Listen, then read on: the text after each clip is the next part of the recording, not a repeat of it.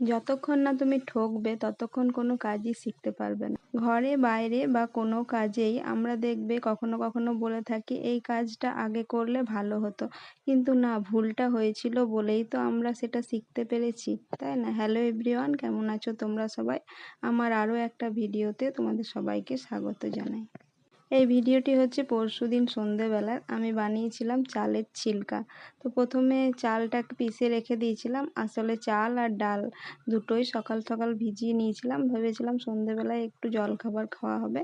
আর সন্ধে হলেই মনে হয় যে মেয়েকে কী বানিয়ে দেবো, কী খাবে জলখাবারে। তাই সকালে চাল আর বিউলির ডাল ভিজিয়ে দিয়েছিলাম আর বিকেলে পিষে নিয়েছিলাম। তারপর দেখো এখানে চাটনি বানিয়ে নিয়েছি ছোলার ডাল দিয়ে আর বাদাম দিয়ে।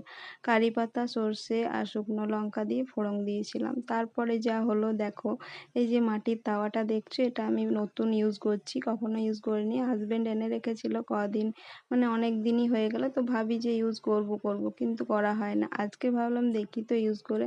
তো ফার্স্টবার করেছি আর দেখো ছিলকাগুলো কেমন ছিঁড়ে ছিঁড়ে যাচ্ছে। তো তারপর ওই লোহার তাওয়াটাতেই করলাম। ওটা বেশ প্লেন, ওটাতে ভালো উঠে যায়। এটা মনে হয় প্রথম প্রথম করছি বলে এরকম হয়েছে। কিন্তু দেখো ছোট্ট একটা দিয়েছিলাম, সেটা কিন্তু বেশ সুন্দর উঠে গেছিলো তাওয়ার থেকে। আর এখানে আমি সব এই যে ছিলকাগুলো ভেজে নিলাম। আর দেখো এই তাওয়ারটা কি সুন্দর হয়েছে আর ওই মাটির তাওয়ারটা কেমনভাবে ছিঁড়ে ছিঁড়ে গেছে।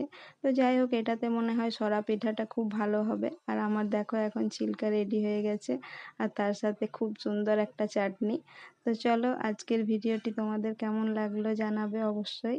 ততক্ষণের জন্য ভালো থাকবে, সুস্থ থাকবে আর সাবধানে থেকো। আসছি আবার নতুন একটা ভিডিওর সাথে। কেউ না জেনে থাকলে বানিয়ে দেখো, ভালো লাগবে।